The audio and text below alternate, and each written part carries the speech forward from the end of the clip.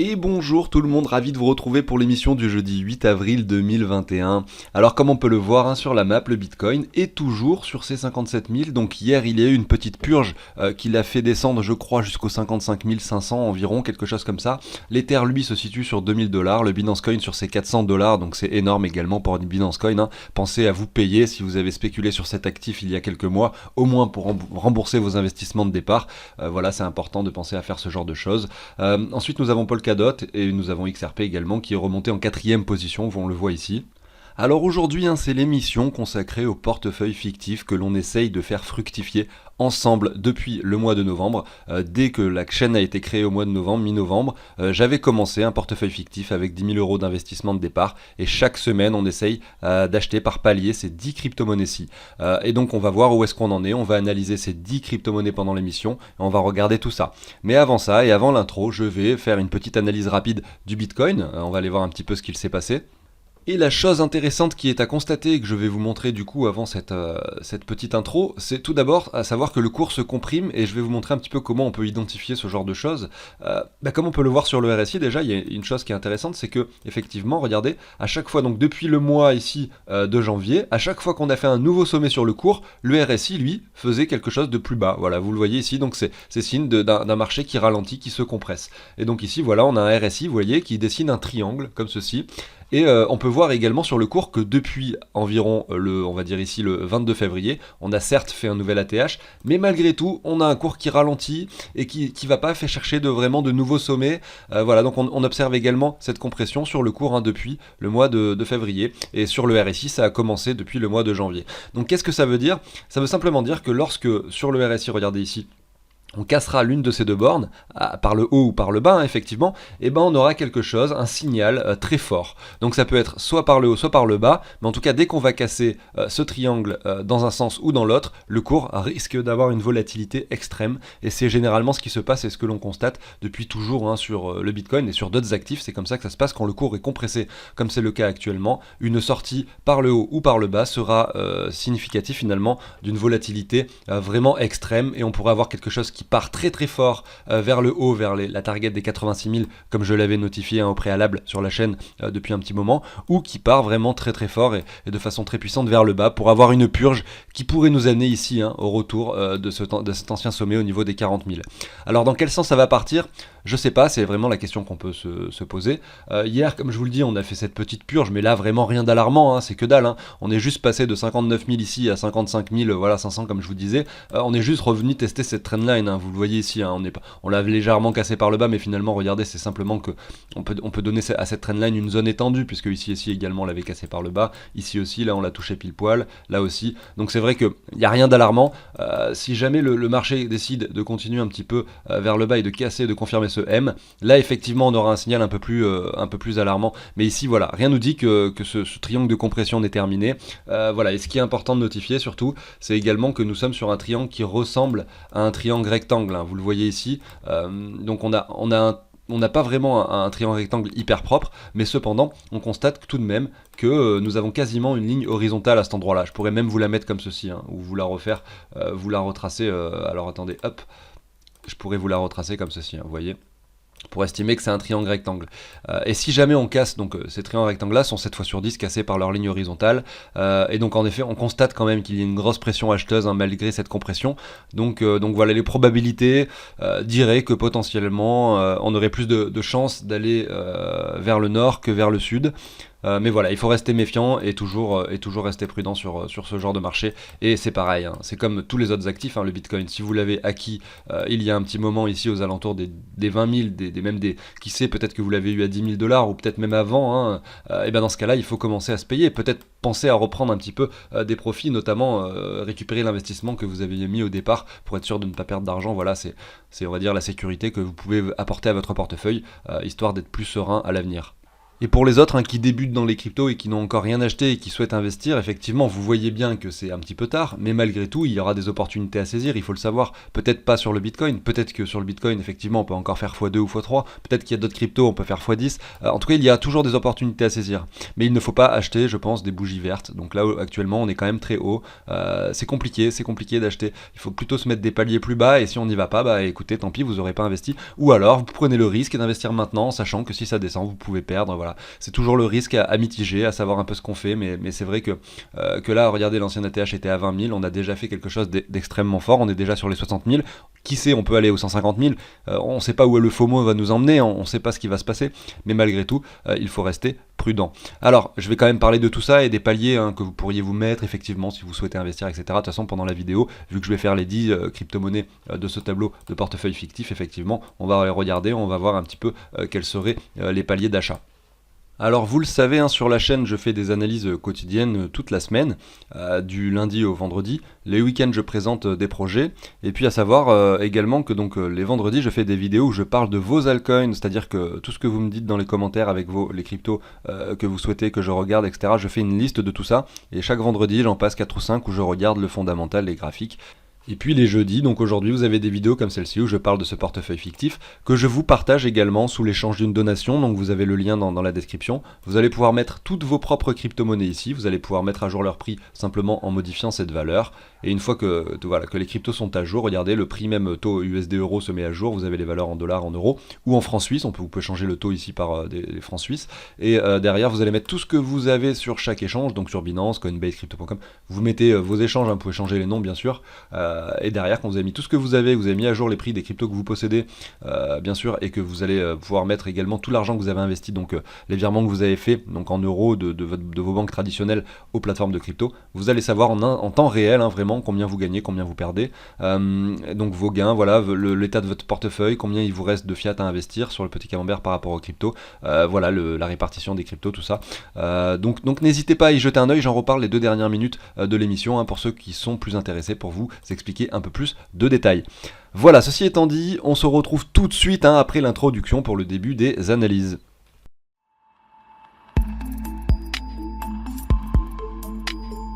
Alors avant de débuter l'émission, un petit rappel, pensez si le contenu vous plaît à vous abonner, à liker les vidéos, à commenter, ça fait toujours plaisir et ça soutient le travail au quotidien. Et à savoir, sur la vidéo d'avant-hier, j'ai organisé un airdrop en fait où je vais tirer au sort en fait parmi les commentaires de cette vidéo en question. Je vous la mets ici en haut à droite et je vais tirer au sort 4 personnes, et donc ces 4 personnes que je tire au sort sur la même vidéo, donc parmi les commentaires, gagneront 50 $ de PXP. Donc au total, il y a 200 $ à gagner sur un seul et même airdrop d'avant-hier. Alors pour ceux qui ne connaissent pas, PXP c'est le nom du token, donc de la crypto-monnaie liée au projet PointPay. Alors je vais vous mettre ici le lien justement pour aller voir les vidéos de présentation que j'ai fait sur PointPay et sur d'autres. Je vous laisse y jeter un œil si ça vous intéresse. Allez, c'est parti, on va analyser les 10 crypto-monnaies de ce portefeuille fictif. Alors la stratégie que j'ai développée depuis le mois de novembre pour ce portefeuille fictif, que l'on a fait fructifier ensemble, alors on va pas se mentir, c'était assez facile, les crypto-monnaies ont quand même pas mal performé depuis le mois de novembre, et donc effectivement il y a pas mal de gains, les 10 000 € se sont déjà transformés en 24 000 €, donc déjà 14 000 € de gains, c'est quand même très intéressant. Et sur ce portefeuille fictif, vous voyez, il n'y a pas les 10 000 € qui ont été investis, il en reste encore 3 900, donc ça veut dire que quand même, il y a seulement 6 100 € qui ont été investis, et c'est ces 6100 qui se sont transformés finalement en 20 000 € finalement. Et si on l'ajoute avec l'argent pas investi, effectivement, ça fait un total de 24 000.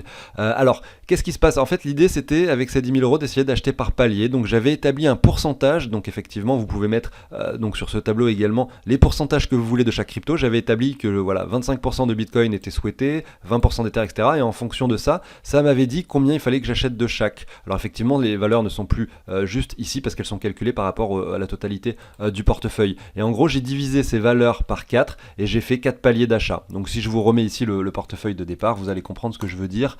Voilà, donc je voulais acheter 2500 € de Bitcoin, donc j'ai divisé 2500 par 4 et je me suis mis 4 paliers d'achat pour le Bitcoin. Je voulais 20% d'Ether, ce qui représentait 2000 €, ce qui faisait également 500 € d'achat pour à chaque fois que j'achetais de l'Ether.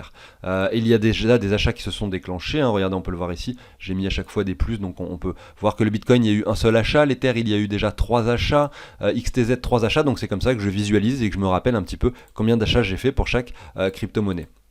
Alors j'ai prévu dans le futur effectivement d'ajouter un onglet où on va pouvoir mettre à chaque fois les prix auxquels on achète chaque crypto pour avoir une sorte d'historique. Après c'est vrai que c'est quelque chose que vous pouvez faire vous-même, hein. Vous créez un nouvel onglet, vous mettez votre historique, mais voilà, j'ai prévu de l'intégrer à ce tableau dans le futur de toute façon et vous serez au courant quand ça arrivera.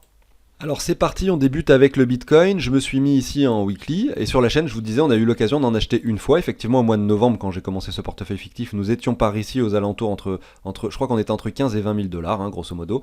Derrière il y a eu cette poussée, et il n'y a pas eu de retracement, donc j'ai pas eu l'occasion finalement de mettre un joli palier à cet endroit-là, c'est dommage, et j'ai pu acheter finalement sur ce portefeuille fictif à cet endroit-là. Et ici on a pu acheter effectivement quand le Bitcoin était ici au mois de novembre, on a pu acheter d'autres crypto-monnaies, hein, c'est pour ça que le portefeuille a pu fructifier. Alors comment est-ce que j'avais déterminé ce palier d'achat? Je vous montre, en fait j'avais mis un Fibo ici de retracement, j'avais pris le crash Covid ici et le sommet qui avait été atteint à cet endroit-là, et nous sommes revenus tester les 23,6, et voilà, vu qu'il n'y avait aucun investissement de fait encore sur le Bitcoin, j'ai pas traîné, et les 23,6, je les ai achetés ici aux 33 000 dollars. Donc effectivement on a fait une mèche beaucoup plus bas ici, hein, quasiment aux 38,2, mais c'est pas grave, on n'a pas touché les 38,2, sinon il y aurait eu un deuxième palier, mais ça n'a pas été touché.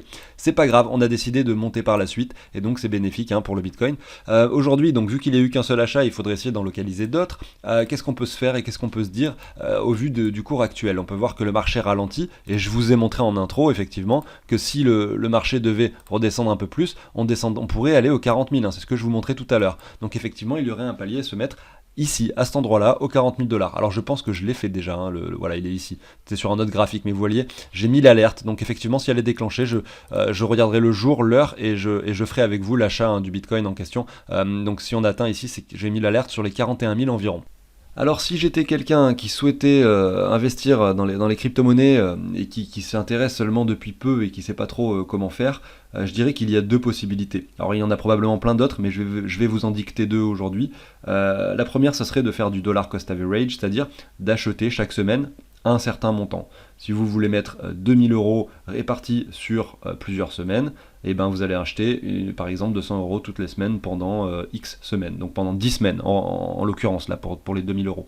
Et ça va vous permettre de lisser votre achat tout simplement. Et si jamais on a le cours, regardez si vous achetez maintenant et que le cours redescend aux 40 000, eh ben, vous ne serez pas déçu parce que vous allez pouvoir en acheter aussi sur les 40 000 puisque vous allez avoir votre achat quotidien hebdomadaire.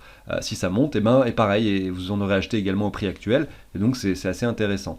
Donc ça c'est vraiment la solution la plus simple, hein. Vous déclenchez votre achat tous les dimanches à une heure précise, et derrière voilà, c'est vraiment la solution la plus simple et qui marche sur le long terme sur le Bitcoin. Ça a été prouvé que ça marche depuis toujours puisqu'il a fait que monter finalement depuis sa création. Ça ne veut pas dire que ça va se passer pareil à l'avenir, mais en tout cas voilà, ceux qui ont fait du dollar cost average ont toujours réussi à gagner de l'argent sur le Bitcoin, alors que ceux qui font du trading et qui spéculent dessus, il y en a beaucoup qui perdent de l'argent. Donc c'est une stratégie qui a fait ses preuves en tout cas.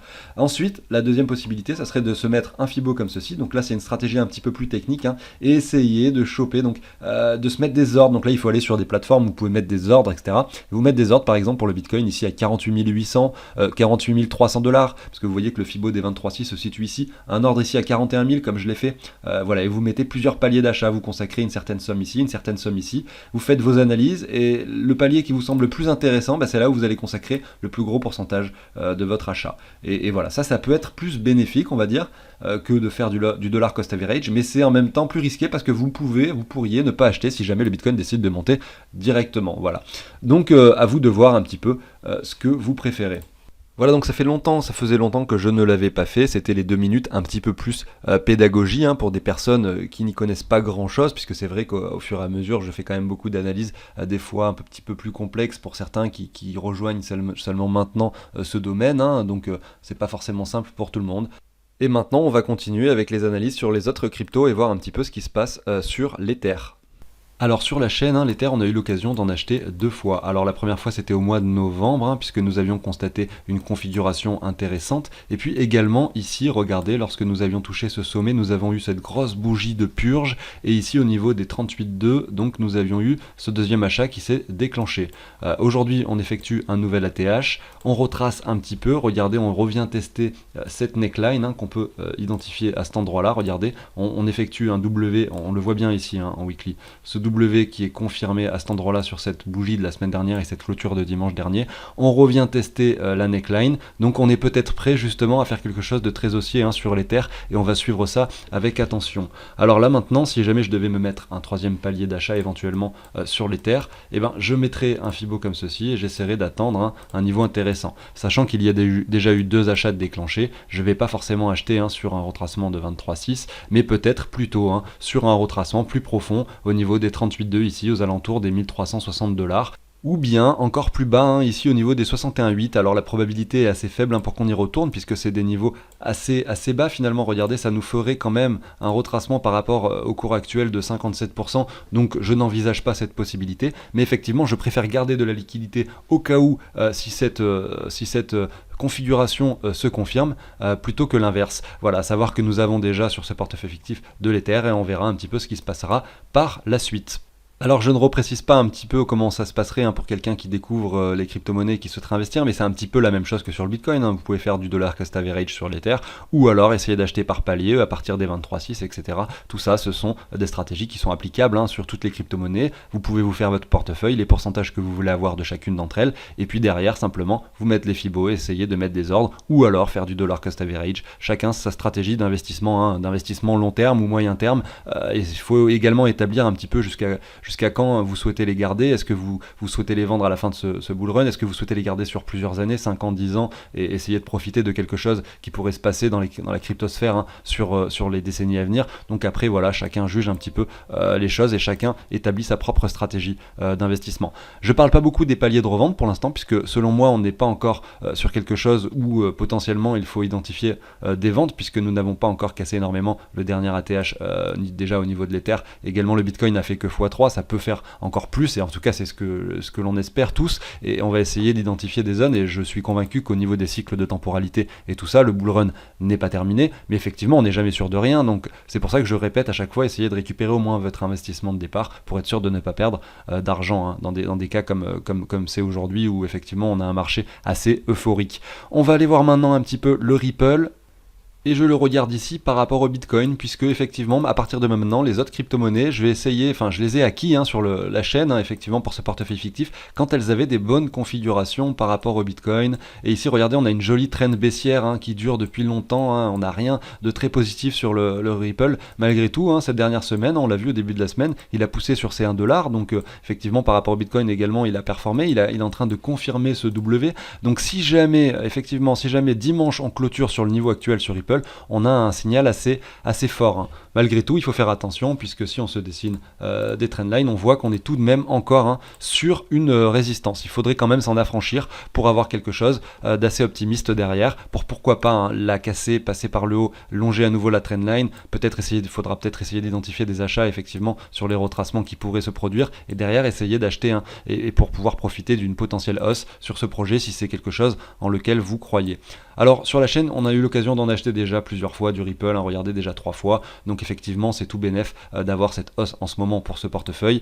Si jamais vous n'avez pas eu l'occasion et que vous souhaitez en avoir, c'est pareil, on a une configuration intéressante, et quand on voit ce graphique, on se dit que potentiellement il y a un niveau intéressant actuellement, puisqu'on pourrait aller bien plus haut. Regardez ici, si on revient sur les niveaux précédents qui avaient été en 2018, on pourrait faire des performances vraiment intéressantes sur cet actif. Donc ici, je mets pas d'alerte, j'attends de voir si on confirme et qu'on casse cette trendline avant d'essayer d'identifier des zones d'achat un peu plus bas pour confirmer des W, ou un retour de neckline qui pourrait avoir lieu ici aux alentours des 1560 Satoshi. Vous voyez, si on casse ici et qu'on revient tester un petit peu cette neckline ici, voilà, et on aurait quelque chose d'assez intéressant, et on verra ça sur la chaîne les semaines suivantes, voir s'il y a des positions et des alertes à se mettre. À savoir que je mets les alertes par rapport au Bitcoin, et je les achète avec des euros ou des dollars, mais c'est simplement que ces graphiques par rapport au Bitcoin me semblent pertinents, j'essaye d'en avoir quand il performe par rapport à ce dernier.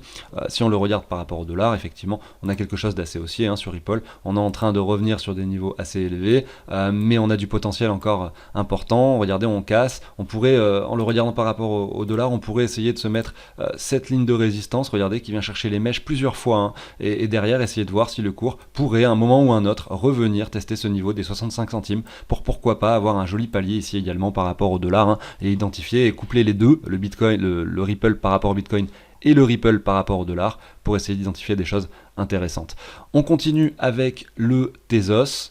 Je suis également ici par rapport au Bitcoin. Comme on peut le voir ici en weekly, on va aller voir un petit peu après sur un time frame plus court. On a quand même pas mal retracé. Là, nous étions l'été dernier, donc lors de l'alt season de 2020. Regardez, on était sur un niveau qui n'a pas réussi à être, enfin, qui n'a pas franchi de nouvel ATH par rapport au Bitcoin, parce qu'on l'avait touché ici en février 2020. Puis en avril 2020, finalement, on n'a pas réussi, regardez, à établir de nouveaux sommets. Le cours a ensuite pas mal retracé. Le Bitcoin, là, a fait des performances très importantes. Et effectivement, le Tezos, lui, a retracé. Il n'a pas performé par rapport à ce dernier. Donc c'était effectivement plus rentable d'avoir du Bitcoin pendant cette période que du Tezos. Aujourd'hui, on se retrouve sur des niveaux bas, on commence à latéraliser, on casse des trendlines. Pour moi, on a quelque chose d'intéressant ici à voir. Hein. Regardez, contrairement à d'autres actifs comme par exemple AVE ou IGLD qui ont déjà fait des nouveaux sommets où on est déjà très haut, ben là, on a quelque chose qui commence simplement à construire quelque chose et qui commence à être intéressant avec une latéralisation. Un W qui est potentiellement en train de se former, alors c'est pas encore confirmé, on le voit ici. Hein. Sur la chaîne, donc sur ce portefeuille fictif, on a pu en acheter plusieurs fois.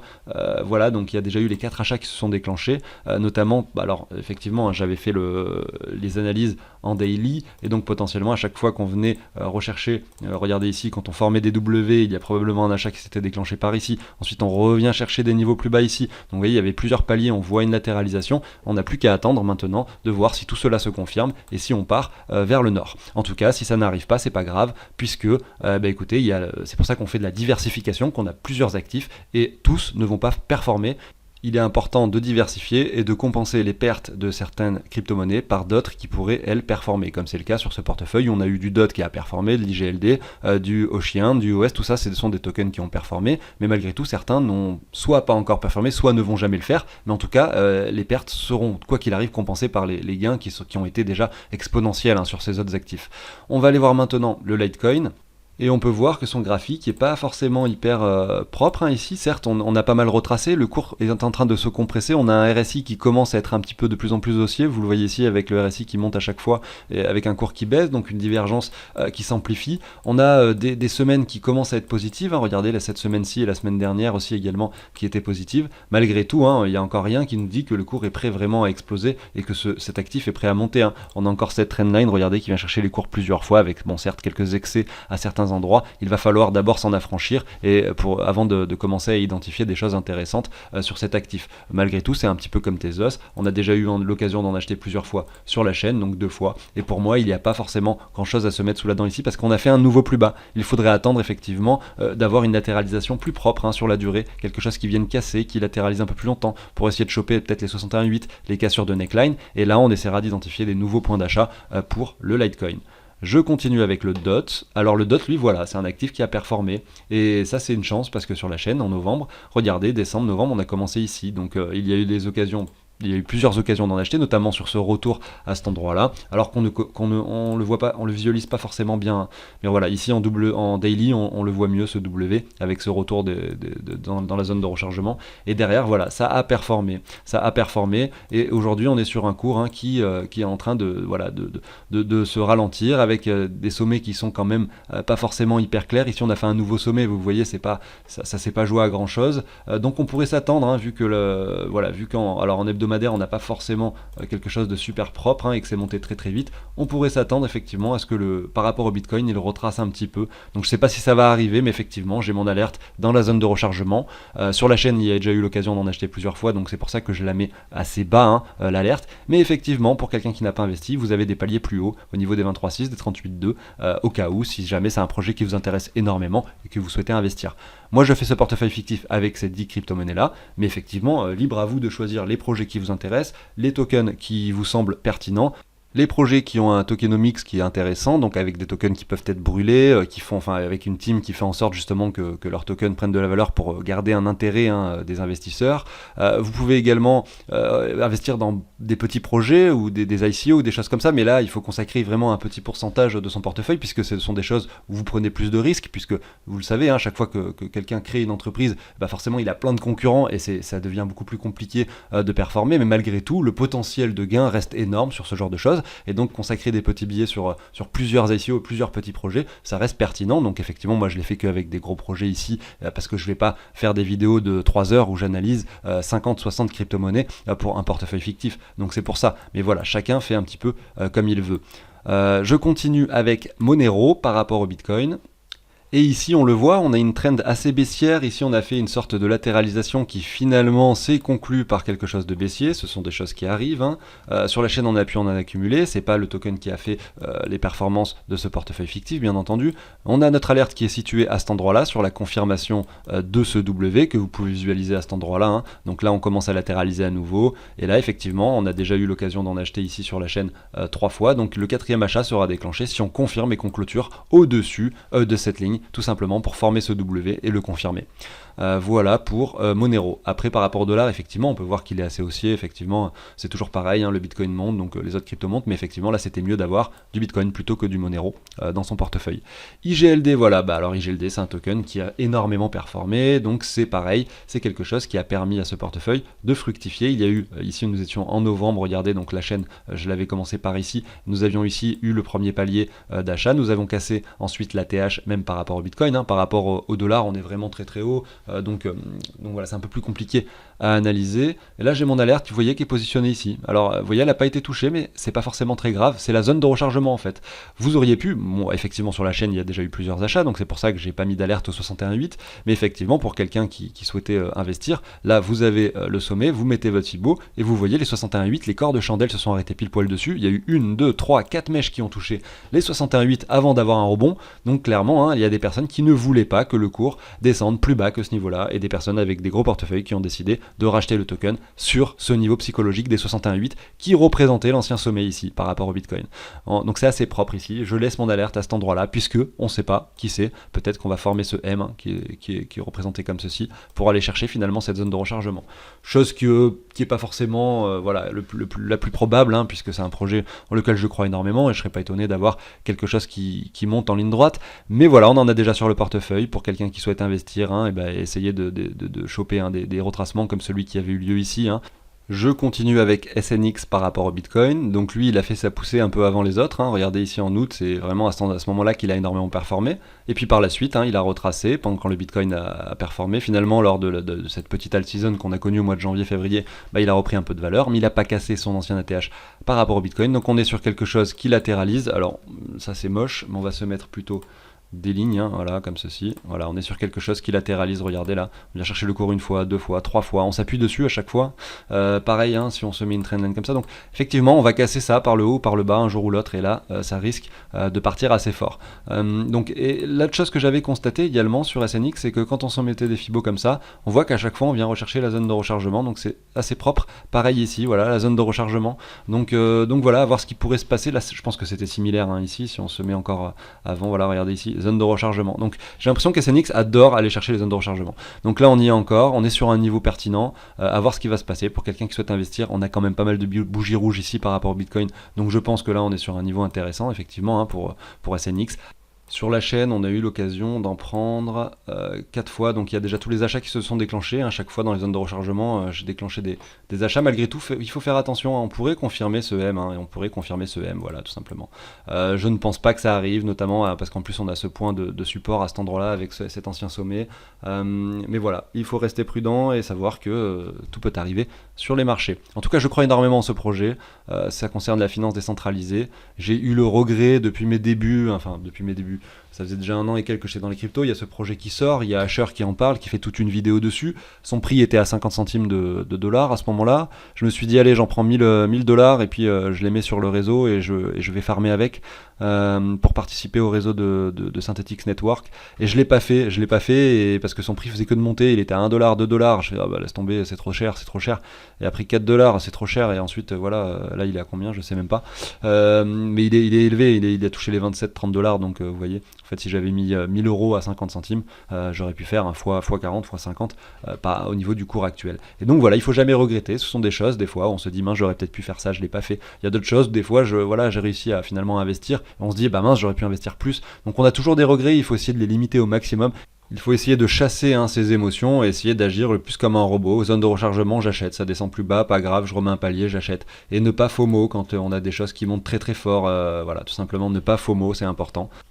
Et je continue, il en reste 2 pour aujourd'hui, Ocean, donc il n'y a pas beaucoup d'historique sur Ocean, je vais me mettre en daily. On avait donc ici, nous étions en août, donc il a démarré déjà au sommet de l'alt-season, donc forcément derrière il a subi ce crash. Là on s'est retrouvé sur des niveaux assez bas par rapport au Bitcoin, il a formé ce W, il est remonté par la suite, on a pu en accumuler sur la chaîne plusieurs fois, notamment sur ce W ici également. Et là aujourd'hui j'ai mon alerte qui est un peu plus bas pour essayer d'identifier un dernier palier d'achat si jamais il y va. Et s'il y va pas c'est pas grave puisqu'on en a déjà acheté plusieurs fois et regardez l'alerte est positionnée pile poil au milieu de cette zone de rechargement avec, regardez ici, les cours qui ont joué sur ce niveau-ci plusieurs fois, au niveau des, regardez ici, 1500, 1600 Satoshi. Alors par rapport au dollar, vous pourriez vous faire la même chose, je le fais pas par rapport au dollar, mais vous pouvez vous mettre des alertes par rapport au Bitcoin et quand elles sont déclenchées, les acheter avec des dollars, ça reste toujours des niveaux pertinents. Et vous allez me dire, oui, mais si le Bitcoin descend, du coup, derrière, peut-être que l'Ocean aussi va descendre. C'est vrai, mais si vous achetez une crypto qui est très élevée, ce qui a un prix très élevé par rapport au Bitcoin, et que vous l'achetez à ce moment-là et que le Bitcoin descend, là, c'est peut-être moins 30, moins 50, moins 60% que vous allez faire, même si le Bitcoin fait moins 10. Alors que si vous achetez une configuration intéressante par rapport au Bitcoin, si le Bitcoin descend, vous allez peut-être faire moins 5, moins 10, mais des performances égales au Bitcoin, ou peut-être plus faibles même, puisque s'il vient de confirmer un W par rapport au Bitcoin, il peut performer par rapport à ce dernier. Je ne sais pas si j'ai été très clair. Mais bref, peu importe. Je continue avec UOS. Ce token qui avait énormément performé, il y avait une grosse euphorie, à cet endroit-là, au mois d'août 2020. Derrière, il a subi ce retracement comme la plupart des cryptos, puisque le Bitcoin a performé. Et là, on revient chercher des niveaux un petit peu plus hauts. Donc on a pas de W propre ici en weekly, donc ça serait pas très étonnant finalement de retourner, c'est pour ça que j'ai mon alerte, vous le voyez ici dans cette zone de rechargement. Donc il n'y a aucun souci à mon avis pour retourner ici, d'ailleurs j'ai mis l'alerte il y a une semaine ou deux déjà quand on était plus haut, donc je vois qu'on commence à retracer, donc c'est bien. Pour quelqu'un qui en veut absolument, vous pouvez toujours vous mettre vos paliers un petit peu plus haut, et là derrière, voilà, on va attendre quelque chose qui pourrait se dessiner dans cette zone de rechargement, et derrière aller former un vrai W propre ici, puisque là en weekly on voit qu'il n'y a pas de W propre, on va attendre quelque chose de propre. Mais voilà, sur la chaîne, je pense qu'il y a déjà plusieurs achats qui se sont déclenchés. Effectivement, il y a déjà 3 achats que j'avais pu identifier, notamment sur ces niveaux-ci, quand justement il y avait des W qui s'étaient dessinés en daily, qu'on constate pas forcément ici en weekly. Voilà, on va suivre un petit peu ce qui se passe. Je laisse mon alerte pour ce portefeuille fictif et on verra ça sur la chaîne au quotidien. Voilà, donc j'en ai fini avec l'émission du jour. Elle était un petit peu longue. Merci énormément de m'avoir écouté, de m'avoir suivi jusqu'au bout si vous êtes encore là. Je vais parler maintenant du portefeuille fictif et donc pour clarifier les choses pour ceux qui souhaitent l'obtenir. Pour les autres, n'hésitez pas à quitter, on se retrouve demain pour une nouvelle émission. Pensez à vous abonner, à activer la petite cloche, à mettre le petit like, voilà, pour soutenir le travail quotidien de la chaîne et je vous dis à très bientôt. Et pour les autres, on se retrouve du coup sur ce portefeuille fictif. Comme je vous le disais donc tout à l'heure, vous allez pouvoir mettre toutes vos propres crypto-monnaies dans ce portefeuille. Et si vous décidez de payer pour l'avoir, donc vous avez le lien pour les donations dans la description de la vidéo, vous allez obtenir par mail instantanément une vidéo, un tuto vidéo qui vous expliquera vraiment comment mettre en place les scripts qui permettent de récupérer les prix des cryptos et comment ajouter toutes vos propres cryptos. C'est assez rapide, la vidéo dure 10 minutes, un quart d'heure et puis au bout de 20 minutes, vous avez votre portefeuille qui est en place avec vos cryptos et chaque jour en un clic, vous avez juste à actualiser cette valeur et vous saurez en temps réel vraiment combien il y a sur votre portefeuille en euros, combien de gains vous faites, votre ROI, les petits camemberts, tout ça, vous allez avoir toutes ces informations. Voilà, et donc ce tableau se met en place sur Google Sheet, je le précise, j'ai oublié de le faire aujourd'hui, voilà, je vous le précise à nouveau. Écoutez, je vous souhaite à tous une excellente journée, merci de m'avoir écouté, et je vous dis à demain pour une nouvelle émission. Salut tout le monde!